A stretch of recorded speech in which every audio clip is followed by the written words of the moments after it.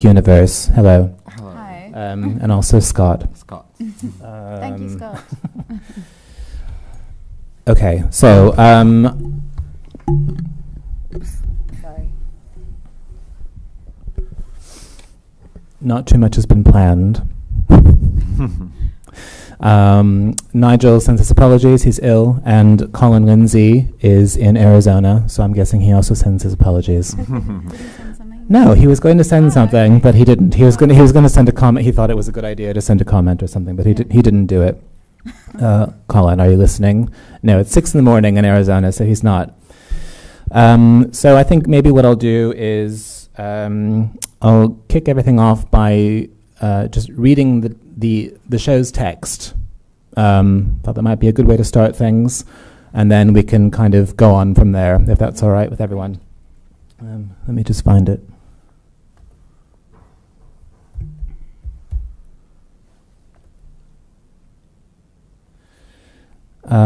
Introduce yourselves. Why not? I'm Nicole. You need to get closer to the mic, or else they Hi, can't hear you. hi. Nicole Vinoka. My name is Dario Silbic. I'm Mansa Bayets. And you are? And I am Credo Alexander. Okay. This is the text that's published with the show, in case you haven't seen it yet. The show's title, Text for Something, might have unconsciously been arrived at from a knowledge of Samuel Beckett's Texts for Nothing, though there are no guarantees. If it's true, and it may as well be, at least I can be certain that this something does not represent the converse of nothing. There are no positives or negatives here, or additions versus subtractions. Beckett's nothing texts reverberate circularly around a cranium sarcophagus, seeking and denying compatibility and conversation with the world and the self. The act of laying out the denial to be is an action that eats its own tail. This new shape seeks congress with the world if only to tease it. The pivot outwards is important, since without it there would be no art, no expression, no thinking. I wonder how text as, say, an object or an image wrestles with this pivot outwards. I can imagine such a text wrestling with its own identity as both an object and a message, eating its tail before us, flirting with us to read it. In this way, text in art is uniquely positioned to disrupt the circuit of image consumption. It demands a reading that sticks very close to its surface, even if it then takes us off to other aesthetic, emotional, or political spaces. This show reveals a wide range of responses to the concept of text-based art, and is particularly notable for its incorporation of a variety of media, including stereogram, artificial intelligence poetry, QR code sculpture, handwritten message, moving image, and sign. This show wanted to test the flexibility not only of text as a driving concept in current art, but also the web space itself. BOXE is not conceived as a virtual space. Web space is completely actual if we decide that the place into which we devote our attention is utterly tethered to the space of the real. And speaking of actual and getting close to the physical, there is a one-to-one relational scale between the head and the laptop screen, which must surely create a unique headspace for the work and its subsequent reading, not to mention the atomized community it occupies. Individual heads in individual space around the globe, decentralized but somehow connected to a central brain in either an echo chamber or sarcophagus, depending on the mood. As a side note, these reflections were not premeditated. They stem from reflections on this particular show and the artists engaged in it. So can we talk about it? Where would I go if I could go? Who would I be if I could be? What would I say if I had a voice? Who says this, saying it's me? Answer simply. Someone. Answer simply. From Text for Nothing 4 by Samuel Beckett. Maybe I will pop up on the screen the show.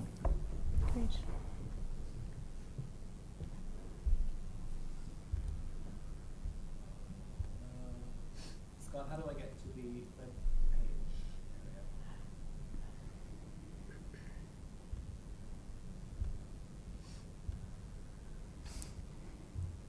Just go down the bottom.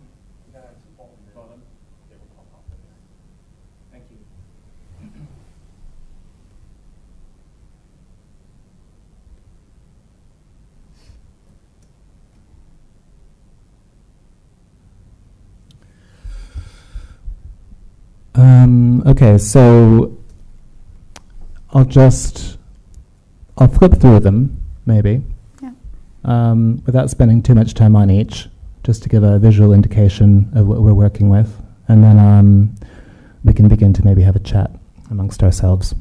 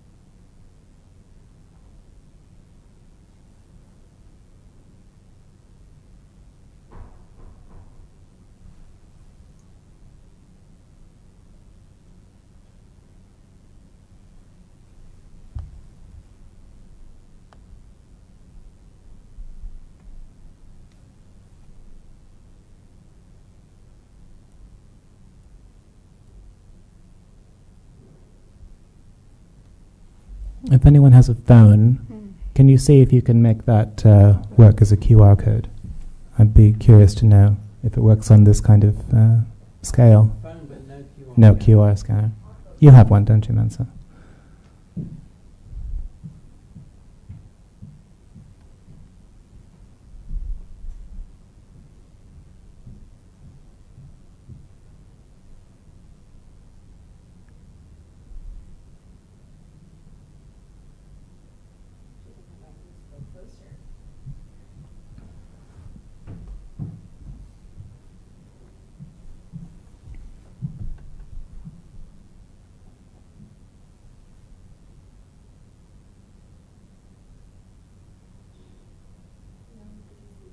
Yeah, it's too big. I just thought I just wanted to experiment.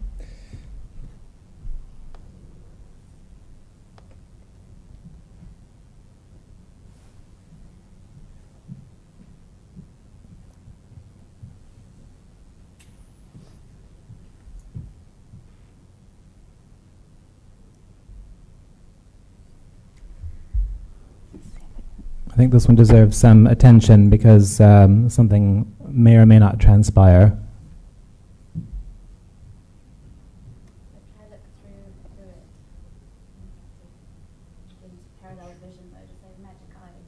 I tried it many times and I just couldn't do it. What about standing at the back?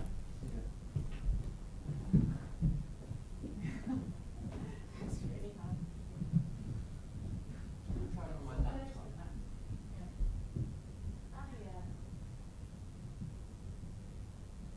What does it say? It says seek detachment.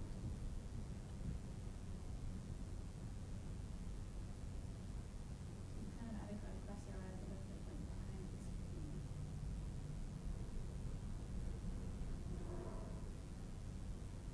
I don't have the gene to see it. Oh me, I can see that there are two lines of text, aren't there? One's about a third of the way down and one's about a third of the way out. Yeah? So actually what it is that it's a repeated image, a wallpaper image, which is made from constellation marks. And then the letters are cut out and then shifted across and then backwards with the same. Let's have this conversation here on the mic so everybody can hear you. Okay, moving on to the next.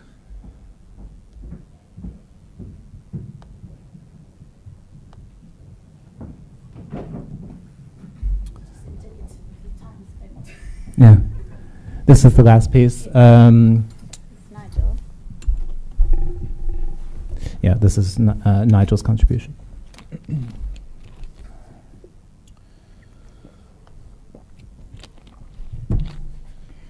And very finally about BOXE. I'll say very briefly that I'm going to come down here.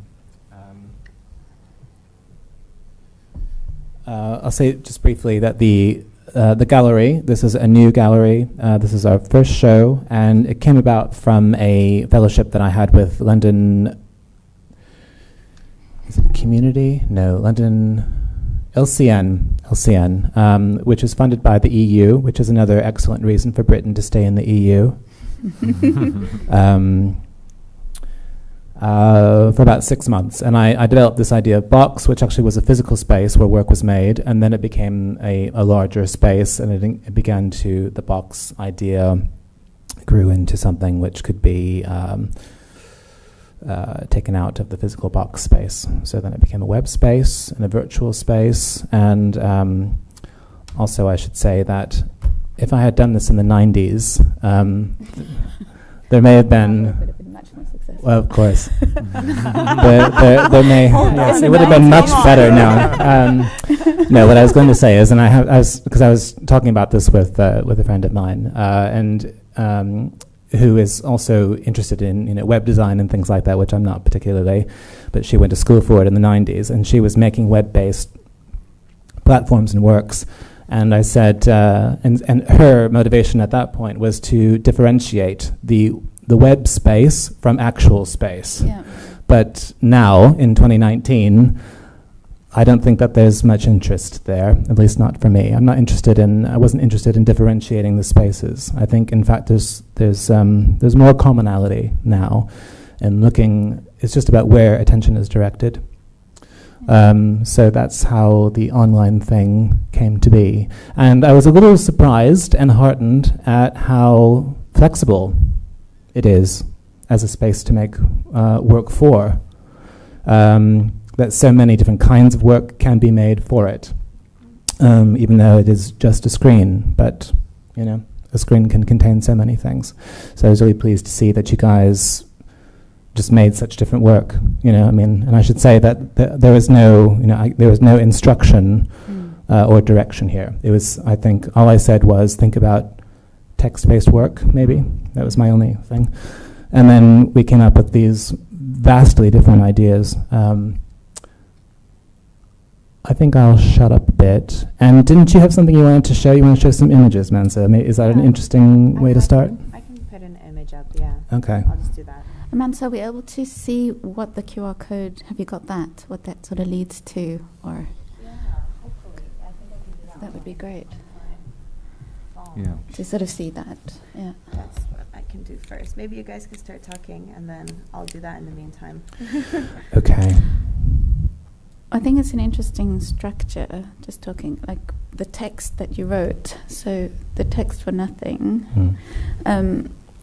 Did you always have that in the back of your mind, or No. did that came about through looking at the works? It kind of came together at the same time, I would say, and I couldn't say that there was one which made me think, oh, that's what it is, or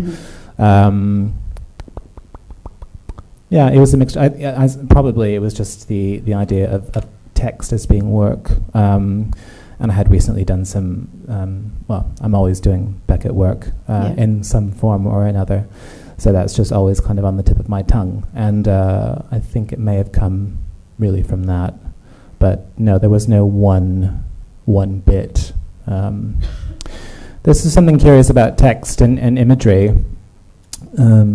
Text as image, because it is image and it's not image. You know, it's the only thing that in visual art, at least, is read. You know, quite literally read. And there's a way of looking at the language in text for nothing, which I think there are 7 of them, which is about which has this quality of text, which is text for itself, trying to reach out, trying to make sense of something, but also of the. It's also trying to make a kind of psychological sense, and an emotional sense, and an existential sense, but it's also trying to grapple with its own sense, its own grammar, really. So it has this way of going out and coming in, and I think it was probably those qualities, along with looking at the works that were coming in, that made me try to pair the two things together. I also like the relationship with it being sort of close to the surface, as it were, which is what you wrote, and that immediacy, but at the same time there can be depth in a different way. I think that's what I was interested in looking at, exploring. So it was nice to see those things kind of come together. Yeah, sort of fortuitously in a way. Particularly in the stereogram work, which kind of did that, didn't it? Yeah, and it also negates that space as well. It sort of sets it up, but it also sort of dissolves it in a way. Because it's an image, but there's text, and you're relying on the sort of process of seeing in order to see it, but you can still see it. Yes, there's still something to look at. And it's also just signs, isn't it? Exactly. Because it's only punctuation. Yeah, that's right. Yeah, that's right. yeah. I thought that was when you were talking about online gallery, Yeah. and how and what actually changed in those like 20, 25 years is basically that actually it's almost the opposite, that we actually do not differentiate these spaces anymore. So, you know, you would never go today and say, "Oh, I'm going online," because you're always online. So it's actually the space or place you spend most time and you occupy. And most of the work is actually being seen online. Yeah. So it's kind of demarcating this like in a form of gallery. It's extremely interesting concept, because you're taking this space that seems to be vast and still not graspable in a certain way through the website or through exhibiting the work for a certain period of time. It gets a certain kind of space that is more concrete than you know, even if it was like in a normal gallery, like in a brick and mortar gallery. So I completely agree that it's something completely different than having an online show in 1995. Or even now, because it's not really, it's not like a portfolio. No. It inhabits, as you say, it actually has edges. It's not sort of, you're sort of looking at a portfolio, which we were discussing about the layout of the website itself. Yes, that's right. And it's not hard edge, it's kind of soft edge. So you have this kind of edge, but it's almost like moving. So it's extremely, I was extremely curious to see that and how that developed and how that space was created actually. Yes, and also how it can take on things like objects. You know, it's a sculpture, but but you also read it. I mean, I'm very pleased it was in the show because I thought it really it did something that the other works didn't, because I think it was three-dimensional. I mean, it's a photograph, obviously, but even when we look at sculptures, we tend to look at reproductions of them as two-dimensional anyway. But yours, I think, did something else. It did that, but then it also... do you want to say something a bit more about it? Maybe I'll show what the QR code Yeah, leads do. to, and that might be easiest. And I also did what you were talking about, this kind of moving in and out. So it takes you out of the space to another. Yes, that's right. That's right. I don't. Does it Which is take us quite to another website? Well, we'll see. Oh, yeah. Go up. Yeah. Reading and reading. There it goes. Do you know how to get to the USB? I think you need to go down, right? There we are. And here it is. Yeah. So I just took a picture of that now. It's so nice to see that because of Dario's work. Yeah. You know, yeah, there's like, how, wow. Yeah. That the text matches. Yeah. Yeah. So it works with all of the different apps that I tried, so which is kind of nice. I'm not sure why it doesn't really work on big screen, but I'd never tried that. Maybe if I would go up, I think it's about kind of getting it at the right angle. Oh, right. Yeah. Contrast. I think I have the wrong iPhone because I couldn't make it. Really? Couldn't make it stick. No. Okay. Yeah, I was quite surprised that it worked. Well, but on you the knew that. website. On the website, yeah, Oh, on the right. website, because I'd only tried it. I didn't try it, a photo yet. I think the first time I tried the photo was when I put it in a publication, because I didn't think it was going to work before that. I don't know why I wouldn't, but yeah. But yeah, I think it works in an interesting way with your texts. Definitely, because where yours is kind of a sculpture that got on the website, mine is basically a screenshot. So it's being created at the same space where it's exhibited, or not the same, but in a same environment. So this. You mean on paper on a wall, or how is it? No, How had it's it been? actually only on the computer. So I see, I gotcha. took a screenshot of I this, see. and because it was created by AI, and basically everything took place in this non three-dimensional space. So the whole process, the whole artistic process, and then the production, everything happened on computer, like on the screen. And then it's actually the best way to exhibit it is actually on the screen, Sure. instead of having this object that you create and then Print out and put on the wall. this, for example. And but in the sense, like when you're making this into sculpture, it's something else happens also with the work and with the QR code as well. Yeah, but I almost think that it works almost better as an image than it does as a sculpture. Okay. It does something really different. I think as a sculpture, it kind of remains sometimes, depending on the space, but a lot of times it's remained a little bit lost in exhibition spaces. I couldn't really figure out how to position it properly. Whereas I feel like in print, when it becomes an image, it almost works better. I'm not really sure how that happens, but maybe it's about actually going back to giving it back what it needs to have, which is some kind of two-dimensionality, actually. Also, how you were holding this now in the image, I really liked it. Actually, it's almost like really inviting the viewer. So with the hands, you're almost kind of asking the viewer to go to pull its phone and go and see what's going on. Yeah. Definitely, yeah.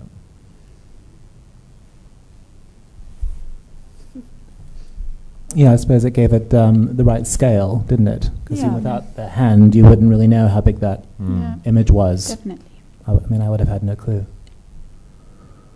I haven't seen any of this work this big. You know, I mean, Yeah. the work, Yeah, I mean, yeah. so it's kind of curious because this one-to-one relational thing doesn't really work in a. Well, No. it's different now. Yeah.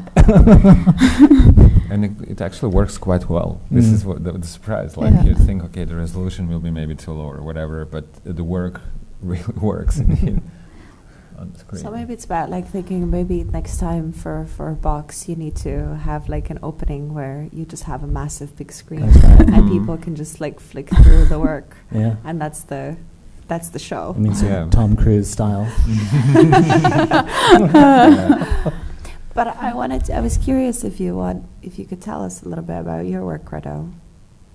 Yeah, I think its title says a lot. Mhm. So it was the handwritten piece on the eve of my father's death is what it's called. Can I bring it back up? Yeah, Yeah. yeah, thank you. And maybe we can do that with Each our work yeah. too, and we can actually, kind of pop through them. Sorry, Scott. Is that porn? There I go again.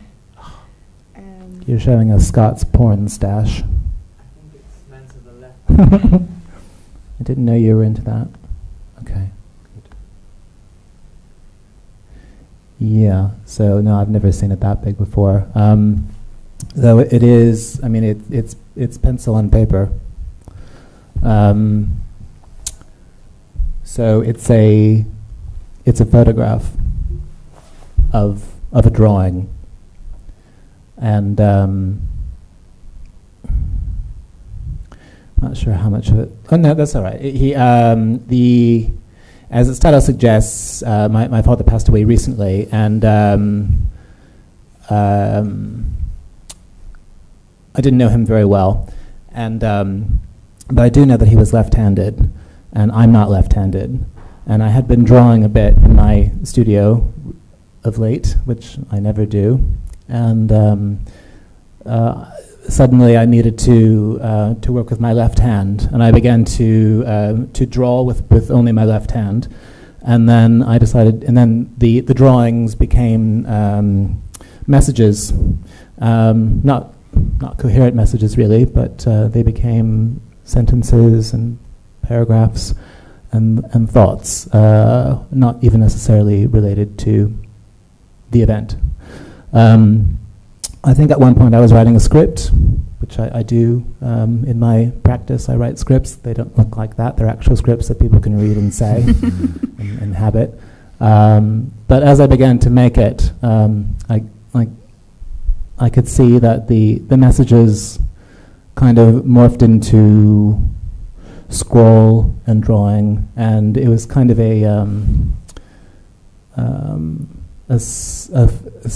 an evening's process of writing as drawing an erasure and over, and then it ended as soon as it wanted to end, and that was basically it. It's not the kind of work that I've generally made, and it was a bit of a surprise to me, and I didn't know that I wanted to make something as personal, but in the context of the other works, I thought it was probably a good thing to put in, I think because it's beautiful. it's moved, it's moved the idea of maybe text as message in a slightly different way. Mm-hmm.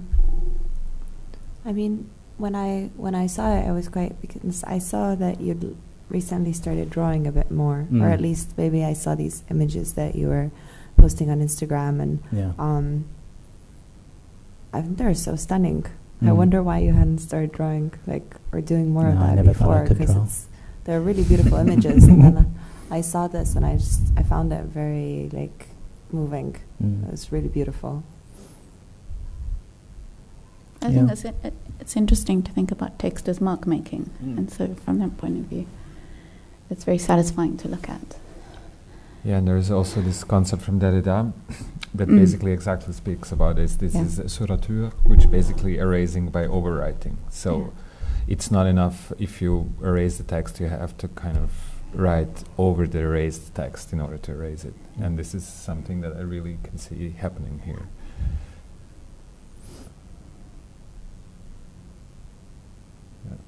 It almost has a little bit of a print quality. Or textiles, I can Yeah. sort of imagine. Yeah, it does exist. It exists in this environment too, as just a drawing on paper. It's actually hanging up in my house. What is the How scale? big Is is it? Quite it? different. It's not as no. It's What, A1 or something? Mm. Yeah. 100 by 100. Okay. Mm. Yeah. I mean, it was much bigger, and then it was cut down to be 100 by 100. I think basically it was originally the shape of a body, so 6 feet by 2 feet. Mm-hmm. You know, those rolls of Mhm. paper. It was made on one of those to kind of correlate to a human figure size, but then it was cut down to this. Mhm. So this is actually a bit more accurate in terms of the scale Mhm. that I was going for. Not that tall, but Yeah, it also kind of reminds me of scratchings on walls that I'd seen images of in of like remains of walls of different places. what you mean graffiti? No, not graffiti. The things that I'm remembering is like the images that I tend to look at a bit more, where they're like from concentration camps, where people were writing over and over, and there were different generations of people that passed through there, or prisons. So certain things got erased, and they were cleaned, and then they were rewritten. So in the end, you don't really get anything coherent from it, but you just get kind of traces and remains of things. What sort of messages were they writing?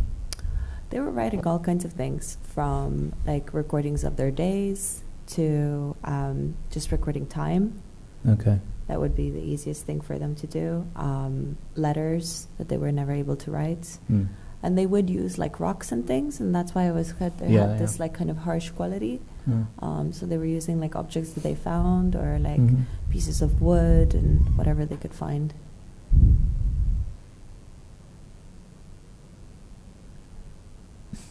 What is your feeling like seeing the work like this, or seeing it online? How does this quality of the work, when you look at it on the wall, how does that translate now when we look at it? When you look at it now, like in this as a online work.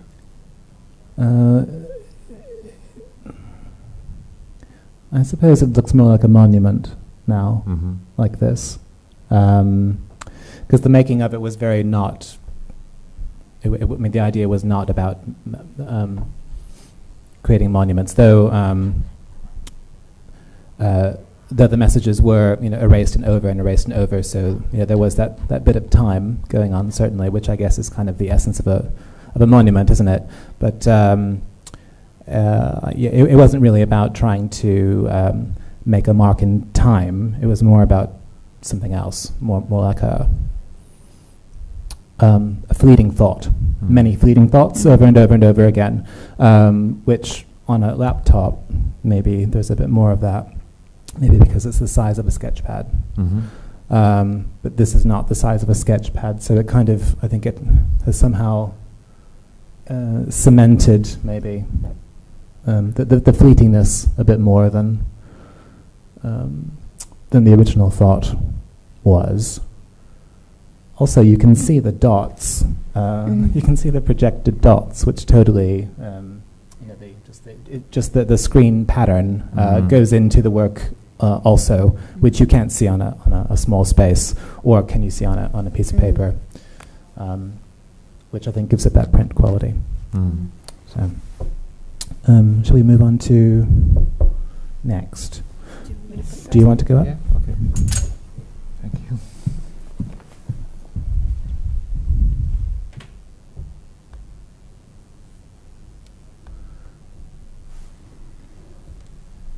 Yeah, so this is AI generated poem, and it came out of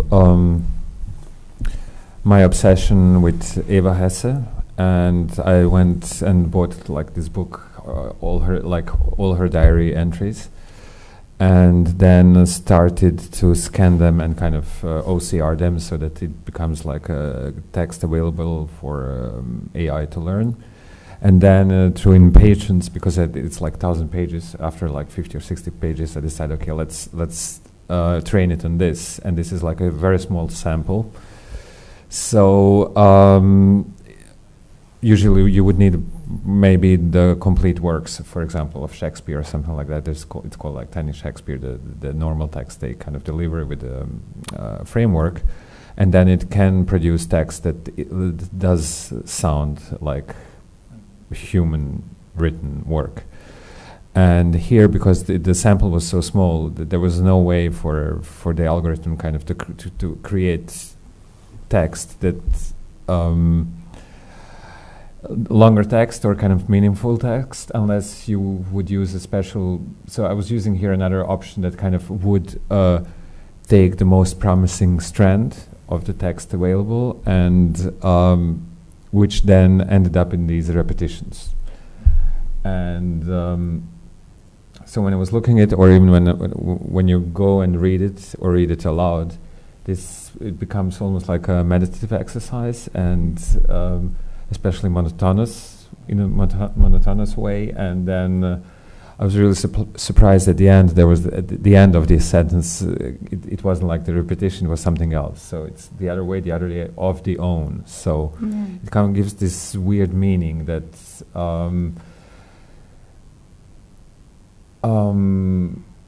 at the end, I'm saying it's an AI poem, but there's no. It's like when we were talking before about distinction between real and virtual space, and how there was this shift. I think the same shift is happening in a sense of human and artificial intelligence, not in the sense that it is going to be this a singularity point where we cannot where the AI is going to be still as intelligent as we are, but it is the things that they produce are extremely interesting and extremely kind of almost also creative and surprising, and this is like why I started doing this work. Instead of having this using AI as a tool, give it some kind of moment to learn something and then express itself.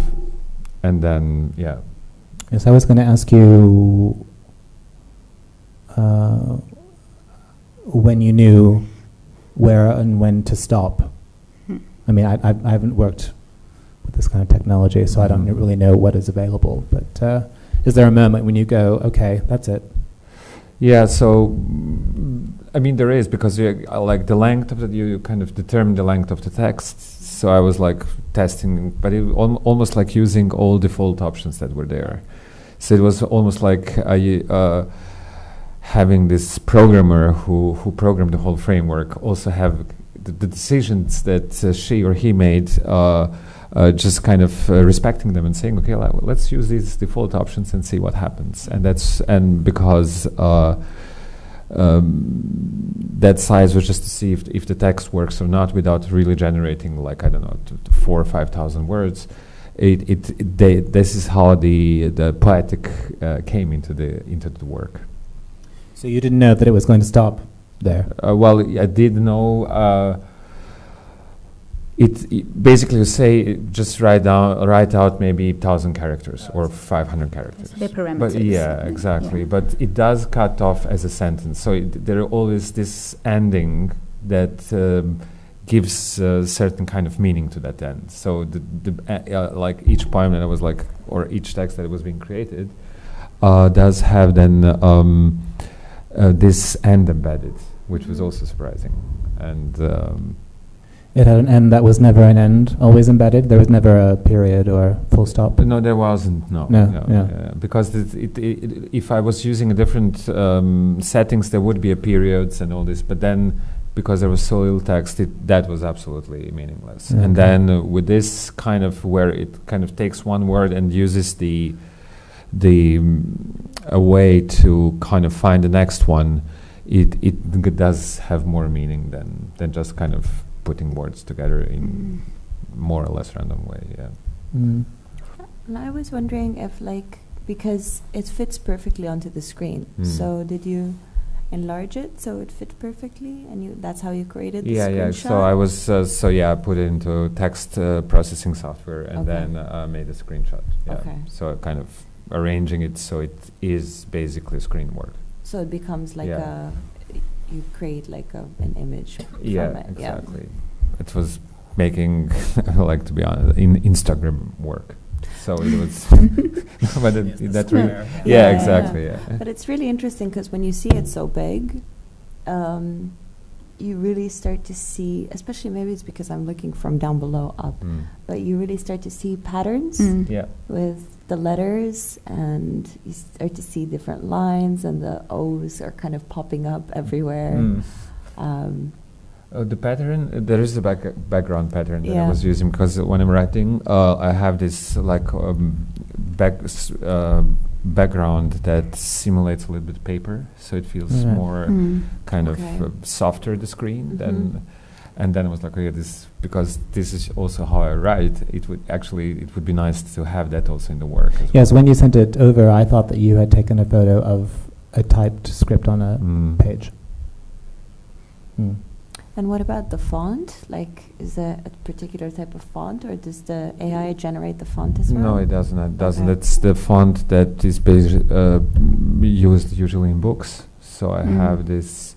It's just the trick when I'm doing my own writing to have the text look like almost published. So you're having That's this. so good. You're taking that work more seriously. Like not seriously in the sense of oh my God, this is like going to be almost like reading a book that you are writing. That's so fantastic. yeah, so there's this almost already a certain kind of dialogue with the text through this small visual hints. Isn't it Times New Roman? No, it's No? it's How the about linotype syntax. I Oh, don't know, okay. yeah. Okay. Wow.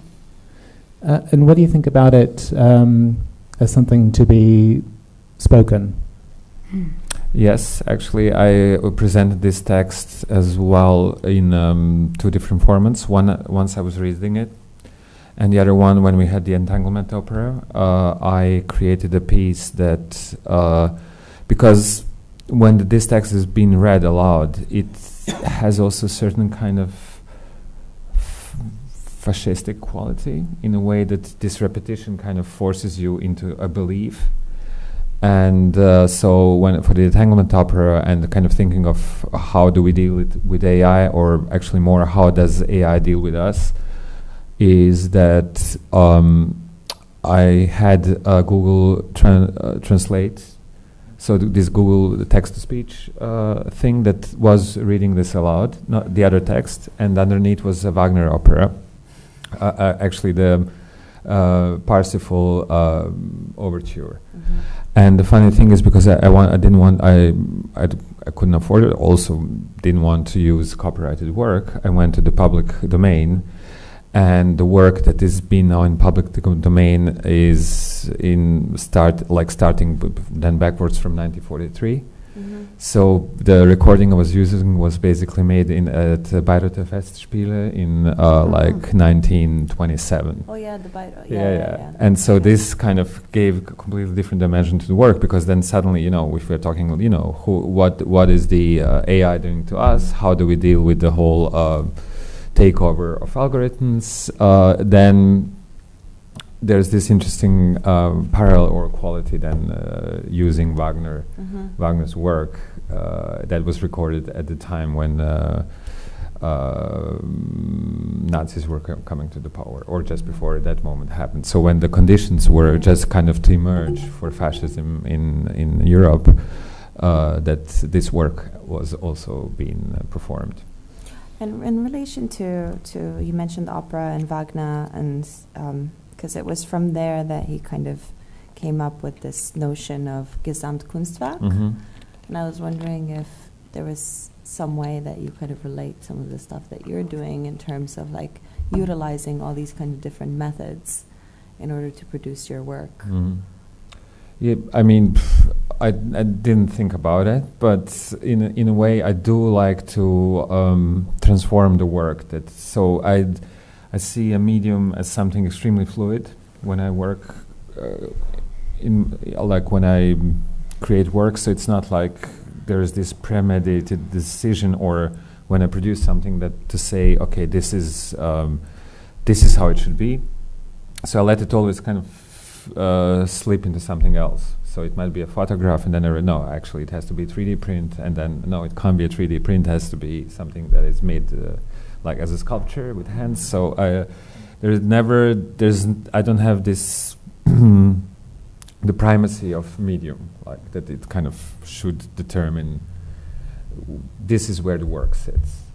So it also gives this notion, okay, this is the work. Kind of, I'm trying to make that boundary also softer, like what the website is doing with the gallery space. Yeah. And just that you sort of spoke about fascism, or kind of repetition in that way, but it's also like mantra, which of the Eastern tradition is not a sort of, it doesn't function in the same way. You know, you repeat and you kind of have a transcendent experience. Would you say, I mean, could you speak a bit about that from that? Well, I mean, yeah, definitely. Effect, I mean, it does also can sound like a mantra. Yeah. Like, but for me, it was, when I was reading it aloud, it was taking something away. So it wasn't like a meditative experience, but more like scary experience. Wow. And also the way, you know, how the whole development in, you know, trading, like trading derivatives, the whole, the way how much are we kind of giving over the agency to algorithms, is how it felt then. I felt like giving away this. Because the idea was also to, so if I'm an artist and I need to kind of think of what does it mean when we, you know, use our phones, or what does it mean when we kind of give up that agency that we have, then me having AI producing the work is exactly this giving up that agency, or transferring the agency to the algorithm, and that's why maybe I felt that loss of that agency was in a certain way relating to that fascistic move. Yeah. But I think it also goes way back to just, you know, I'm thinking of writers like Gertrude Stein, you know, way before AI came into the world, but there's this, you know, these patterns, and also concrete poetry, and you know, so I don't know what AI has done. I'd be curious to have heard it. Yeah. I mean, with the music, that sounds kind of funny to me, actually. Yeah. But maybe it wasn't funny, but yeah, it gives you goosebumps. Like a lot of people, when they hear it, get goosebumps. I'm not sure if I missed what you said about how it was read, but did you read it, or did a program read it? The program read it. Okay. So first I did it once, and I was trying to make it as monotonous as possible, but then I realized, okay, it's actually way better to have that text-to-speech voice, especially because the Google really, okay, now it sounds like... There's no inflection there or anything like that. Yeah, but actually there is. That's somehow the point that the software is, or this text-to-speech software is trying to mime the voice as close as possible. So Google released this WaveNet text-to-speech software that actually does simulate certain kind of speech patterns that we have, and it's basically AI learning that patterns, and that's why for us then this voice sounds way more like human voice. And maybe one last, unless somebody else has more to say, was one last thing that I thought of immediately was Vermilion Sands. I'll stop there. Well, for anybody who hasn't read Vermilion Sands, there's a it's a world where poetry is made by only AI, and to produce poetry on your own is totally retro.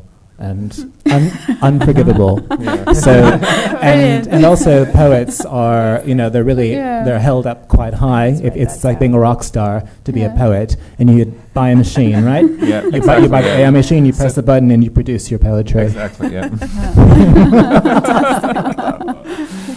Excellent. That's cool. Shall we move on, or do you want to? definitely. Yeah, sure. Yeah. Great. I had to write that down. That's so good. Mhm.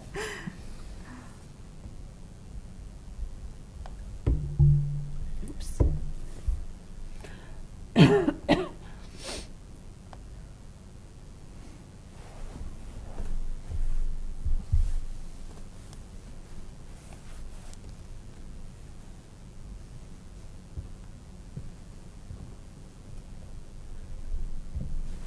The image looks a bit dark. Is it like that? Is it meant to be that dark? Yeah, I think it was like that.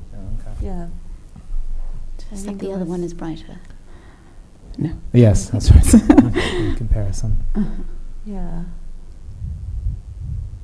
It's actually my friend's hand. He has nicer hands than I do. He's like a hand model.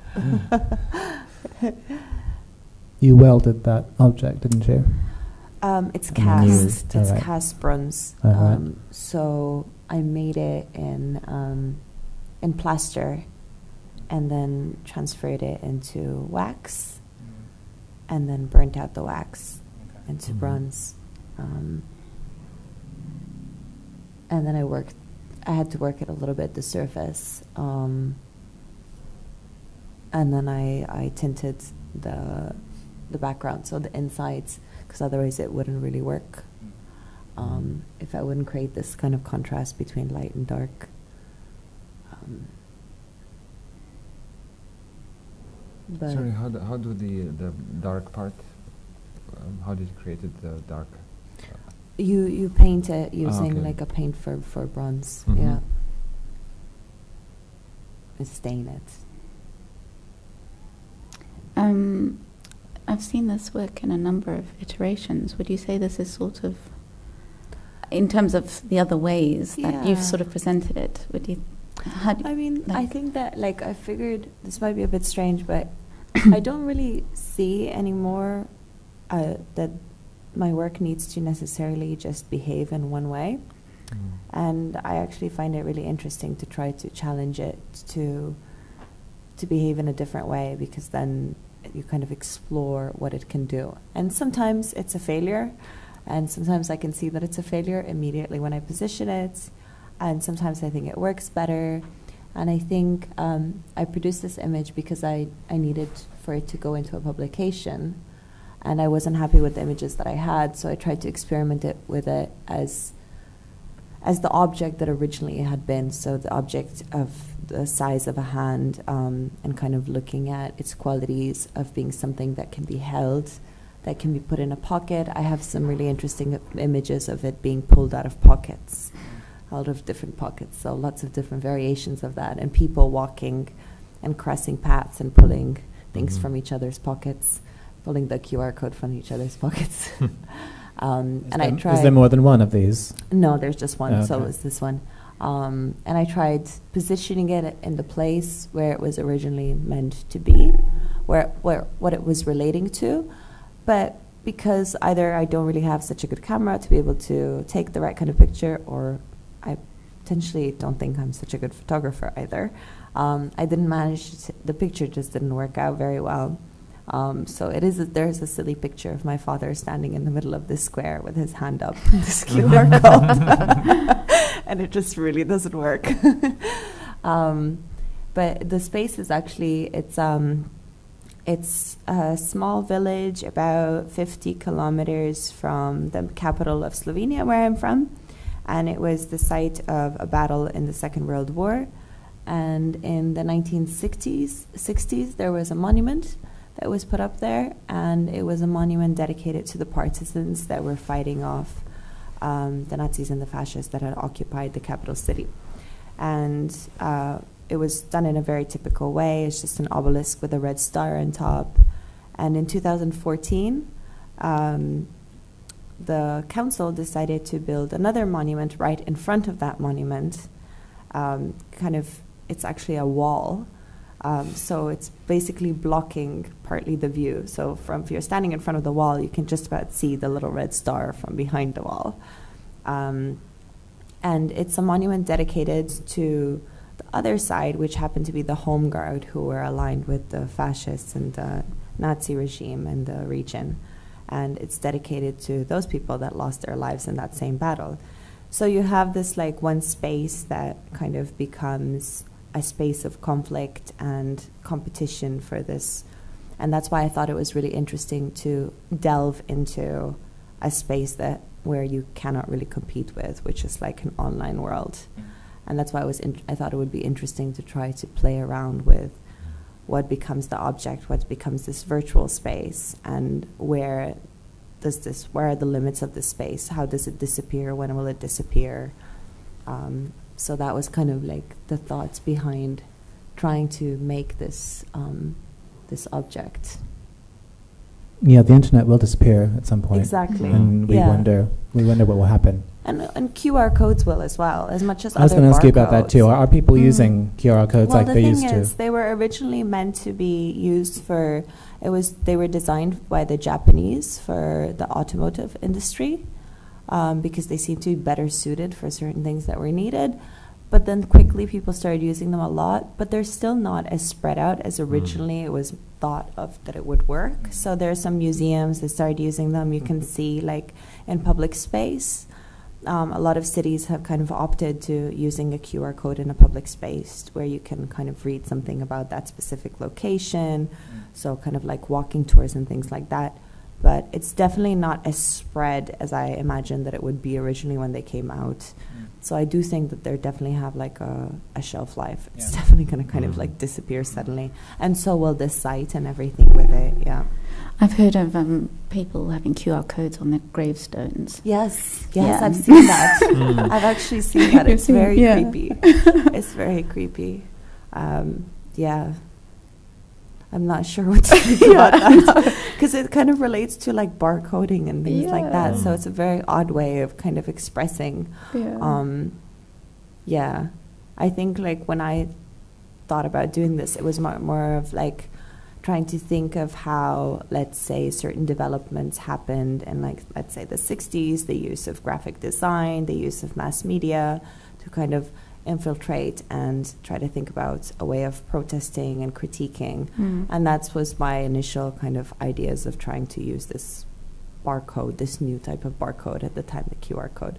But I never thought that people were actually going to start using it in these odd ways. It's a question of sort of technology. I think it's also like extremely nice comment on when art kind of made this move into non-figurative expression. So then when we look at paintings, non-figurative painting, there's always this search for a meaning behind this. And here you literally have a meaning behind the work.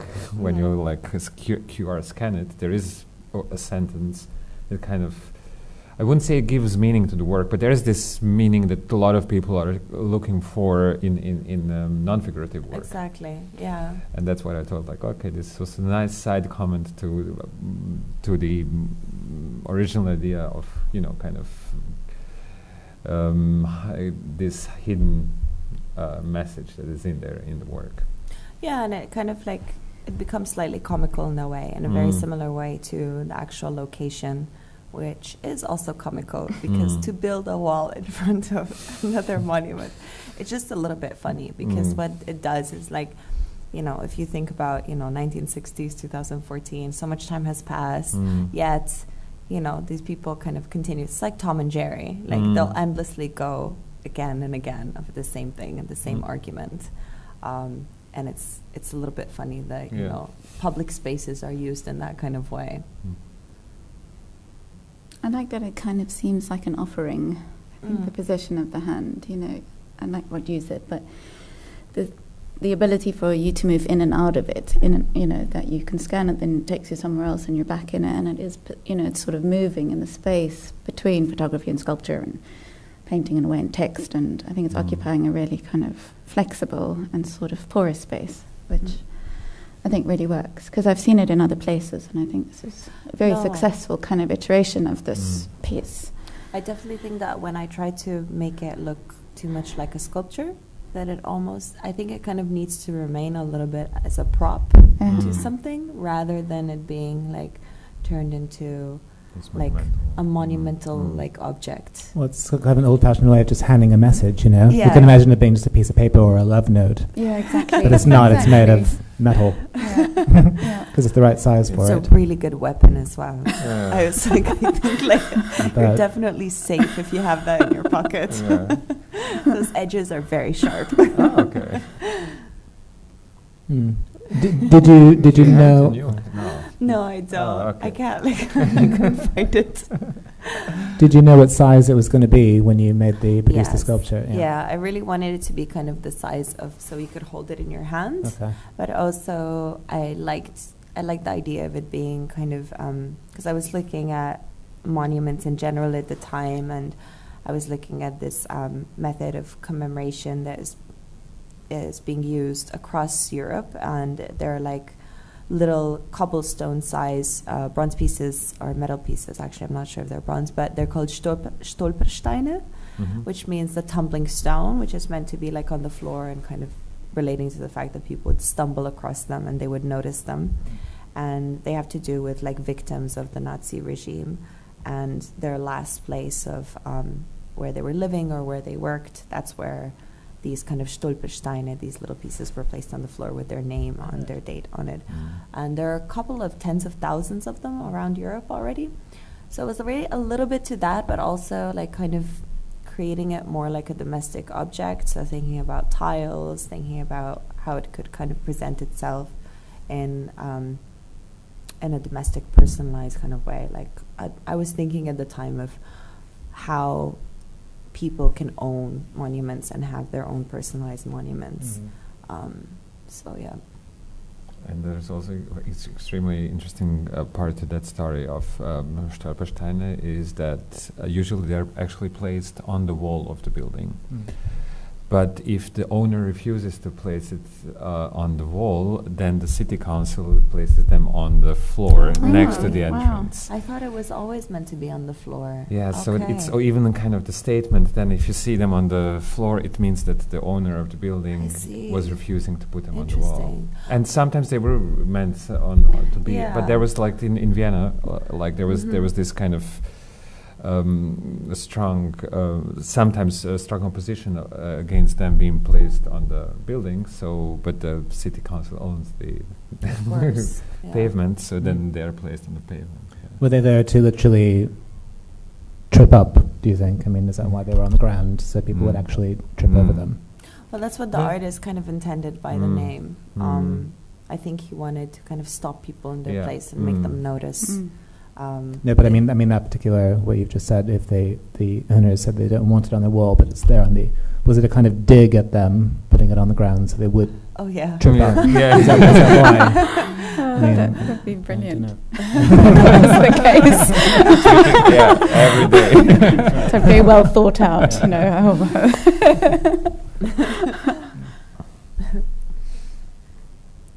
And the text that it takes us to. So was that absolutely related to that monument? Or It was related to that monument, and I think the whole idea at the time when I was thinking about the idea of spatial justice and competitive spaces and how we occupy spaces, who can occupy them in one moment in time, and what happens when that moment is kind of cemented in history.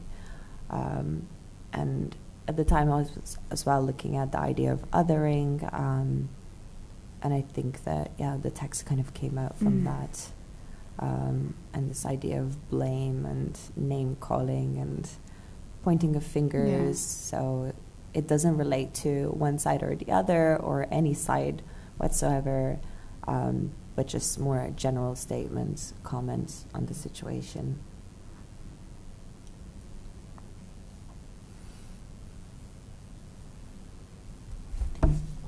Should I put up just Nicole's? want to touch it. You know? Where is it? Where is it? Don't you have it here? You brought it with you. I know. Fondled it. I've just moved houses. I don't know where it is. In one of these boxes. Oh, thanks.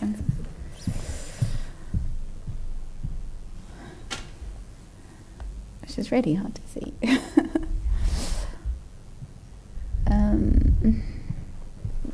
Yeah, so when you invited me to think about a work for the space, I was sort of very much thinking about what the space is. That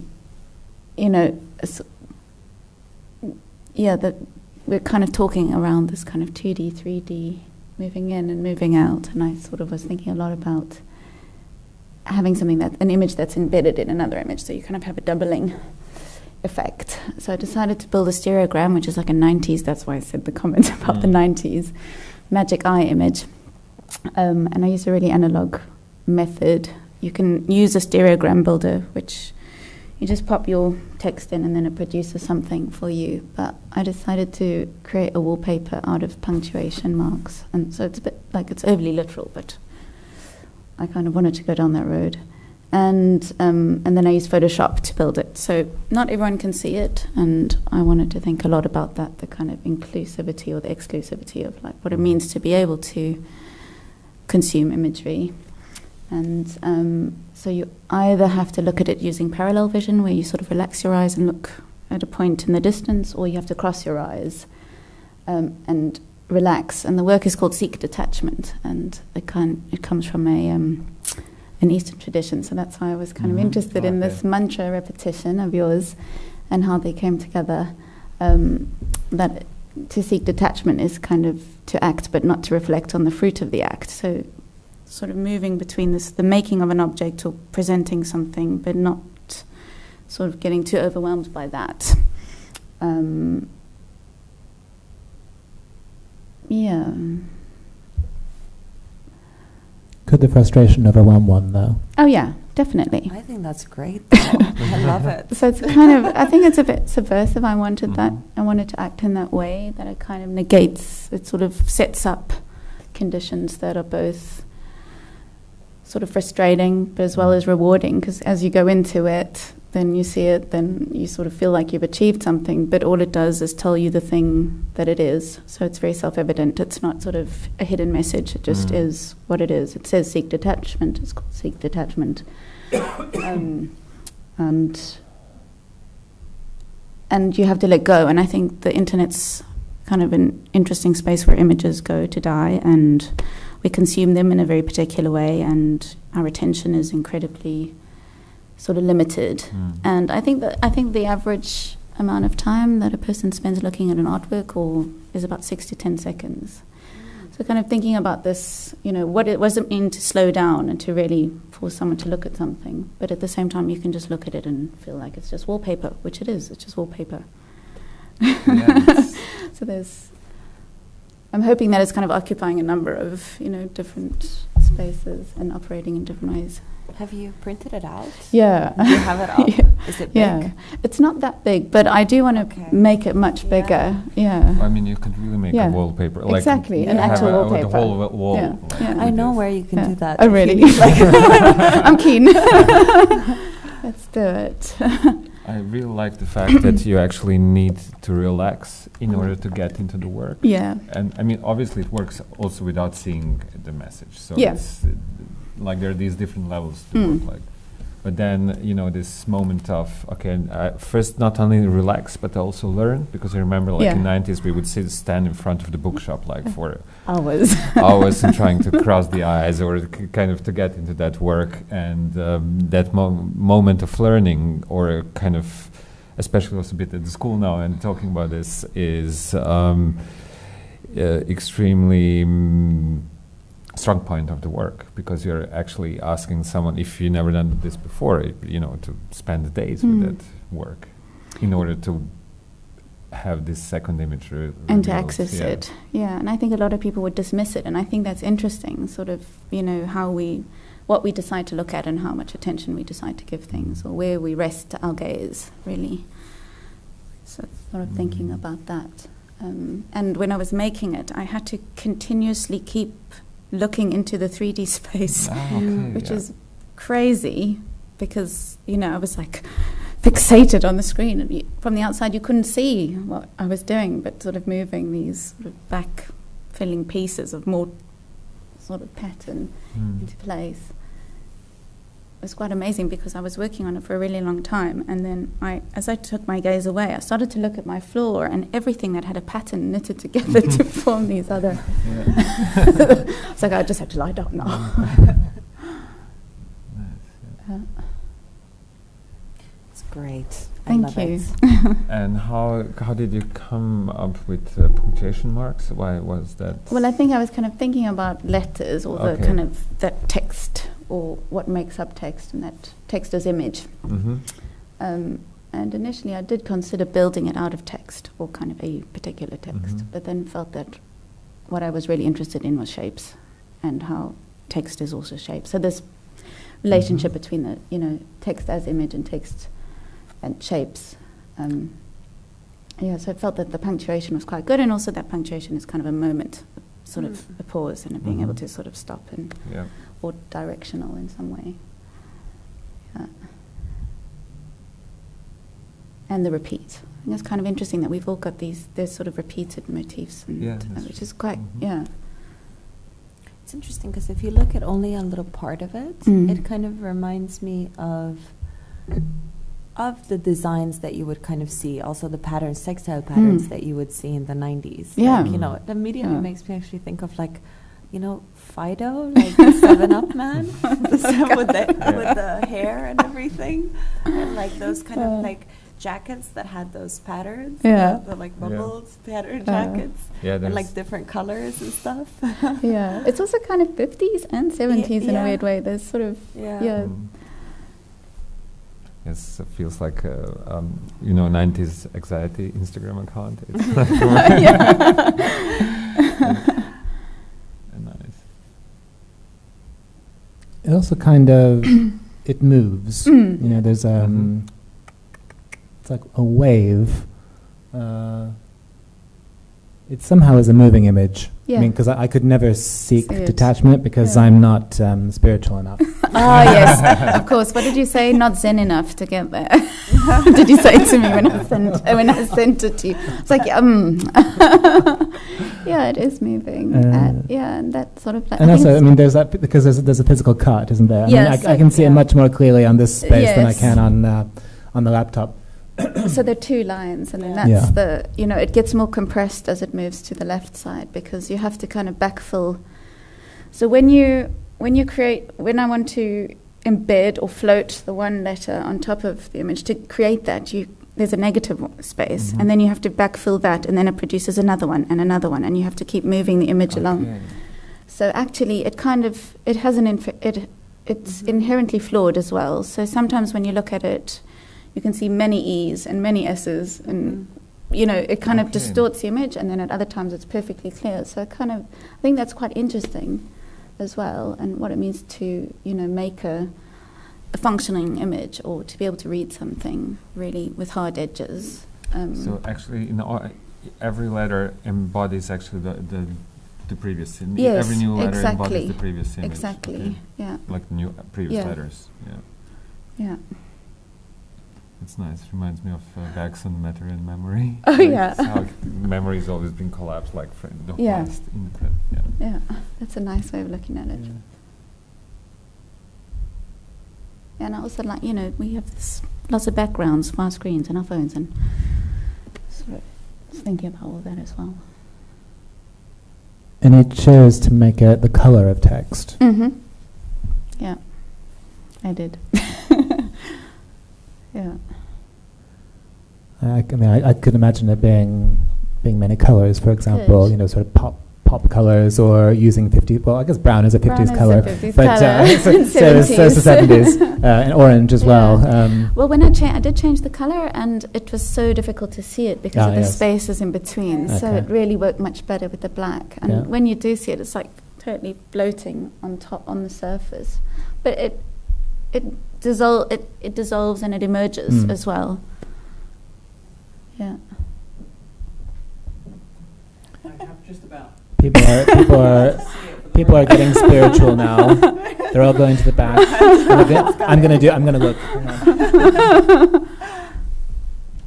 I thought it was moving image work Oh, initially. you did? So I was waiting for... To move. I was like looking left, looking right, looking left, looking right at the screen. I was like, is something moving? Is something moving? No, it's clearer down here for me. It's clear down there. Yeah. Can you see any of the text? Here. Just about see the D, The very D. close to the left Yeah. edge of the image. E-T-A-C-H-M-N. I can't quite yet see the F. The You see where seek. the S-E-E is? So the seek is actually in the center. Okay. But because you have to sort of backfill the void, it kind of flattens out as it moves along. But you still see the trace of that action. Yeah. Yeah, it's quite lo-fi actually, the way it's made. So Is the detachment also centered or not? it is, Okay. but again, it sort of collapses more to the Yeah, one side. Following what you were just describing about how you've got a back Yeah. a regress of Yeah. mechanics there. It was actually, as I say, against the left edge. Yeah. When I have first seen it. So I've not yet seen the main one. Yeah. I've only seen the one That's on the edge. Yeah. Which is presumably slightly fainter than the one that's in the middle. Isn't it? Well, it should be the same, Oh, okay. Fine. but yeah, it's kind of. Yeah. I think that we have assumptions about how we sort of see, and we kind of go into it in a particular way. But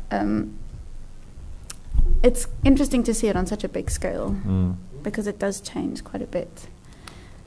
And the interesting thing is, once you've seen it, Yeah. it's really hard to see it again as Yes. a flat surface. Exactly. So I was like trying then, okay, let's unsee Yeah. the letters, and it's almost impossible because the brain already learned Yes, like, how to what see is it. in there. Yeah. Yeah, yeah,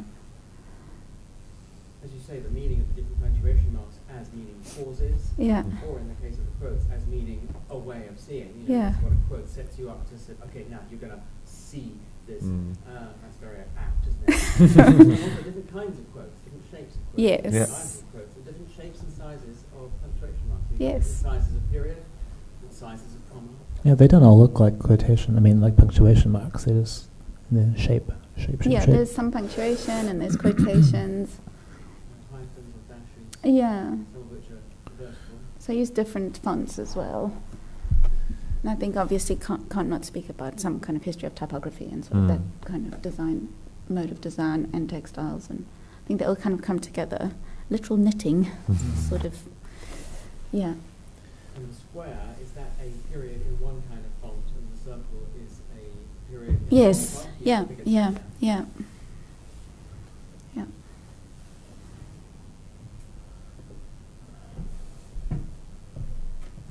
Yeah.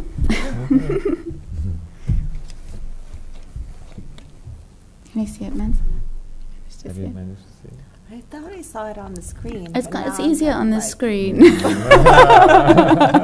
I'm like, where did I see it? It is easier on the screen. Screen or the little laptop? The little The laptop screen, yeah. Yeah, I've Yeah. no success seeing it there. Because I was also kind of thinking about this one-to-one relational, you know, Mm. this Mhm. ratio that we were sort of speaking about. But yeah, and it can move between the screen and print, and you know, in both spaces, And mediums. I see it just now, relaxation frankly didn't help. Yeah, exactly. I was saying It's because you're too tense. Listen up. Yeah. I know. As soon as You have somebody to tells, detach, let as go soon of as your. someone tells me to calm down, Yeah. I immediately get really frustrated. Yes, exactly.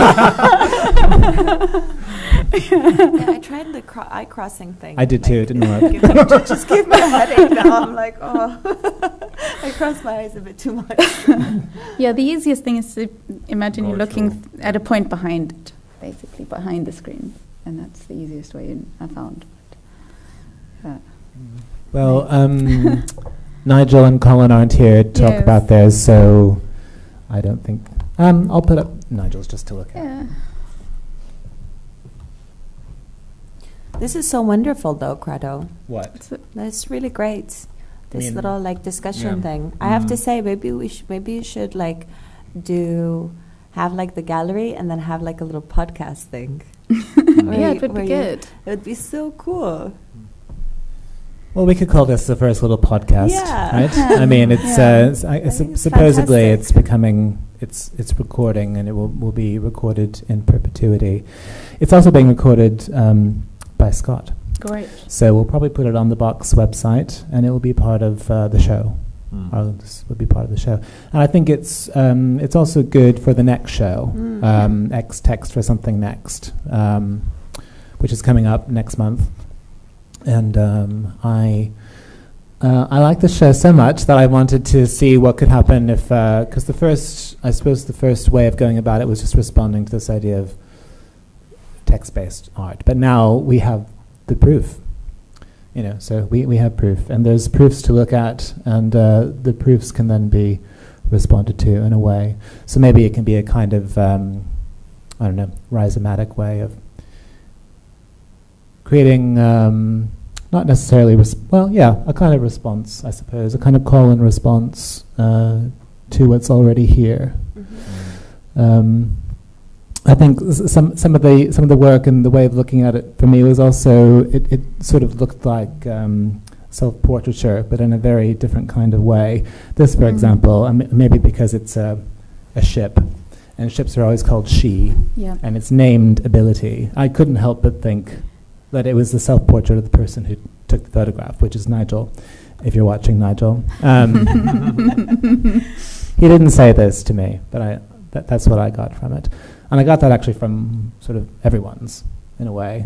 They were kind of snapshots of the person who was making them, maybe in ways different than all kind of art is always about, the artist, etc. No, this was something a bit more kind of embedded somehow. And maybe it's again just because of that quality of reading rather than looking. Or the combination of reading and looking. So that show is going to come up next, and I think it's going to be the middle of the next month. All of you are welcome to participate, of course. And I think you're going to have a solo, yes, coming up, which should be nice. And then all throughout the year, there's going to be many more projects coming along. So duo shows, and also I'd like to start involving people working in other spaces, fiction, theory, that sort of thing. So all that can be published as well, not just artwork, but work about artwork. Fantastic. Have you thought essays, about inviting? etc. Sorry, have you thought about inviting curators as well? Yeah. To kind of curate little things. Absolutely. So I was liking the idea of maybe giving X Text for Something Next to someone else to do, but I think that's a little too ambitious right now, unless one of you want to take on the mantle. Probably not. I think I will probably curate this next one, and then we'll have another one of these. We'll do another live. Hello, and then and then I'll pass on the baton a bit. Okay, cool. Fantastic. We're sort of approaching 4. Okay. Thanks. Is there anything else to say? I don't think I have anything else to say. Do you, our one audience member, have anything that you would like to contribute? Do you want to speak into a microphone? Yes. Does this work? Yes, just flick it on the... Otherwise, they won't be able to hear you. No. I think the bottom is where you do it. It simply occurred to me, linking Credo's point about how exploring something in a web-based environment in the 90s versus exploring it now is in fact a different proposition, on the one hand, with, on the other hand, Dario's point about the soft-edgedness of the relevance of online as a container nowadays. It occurs to me that one other element of this work that couldn't possibly have been foreseen or seen in the 90s is that now, not only do we have smartphones which display graphical, including photographic imagery much more richly, but also two things. First of all, they flip depending on how you hold them, so that automatically reframes everything that's displayed on this. Also, while I think about it, you've got different devices. So you've got laptops, and you've got desktops, of course, and you've got tablets like iPads, and these, and you've even got smaller things, sort of little watch-sized stuff. All that feeds into the framing aspect of all this. For example, in Dario's work, if you see it as it was displayed here, that's entirely different from how I was seeing it here. These walls of the iPhone cut off and only showed me a little sort of bit of the middle of your thing. So I saw it completely differently. For example, where it was on this big screen, if you looked at only the first word of each line, or indeed only the last word of each line, it also, as I'm sure you're aware, spelled out the other way of the other way, etc., down the right and down the left, as well as, of course, along the bottom and along the top, which is obvious. So you had a kind of frame of identical sequencing going on, which conducted its own semantic and indeed to some extent asemic frame, because this was AI generated.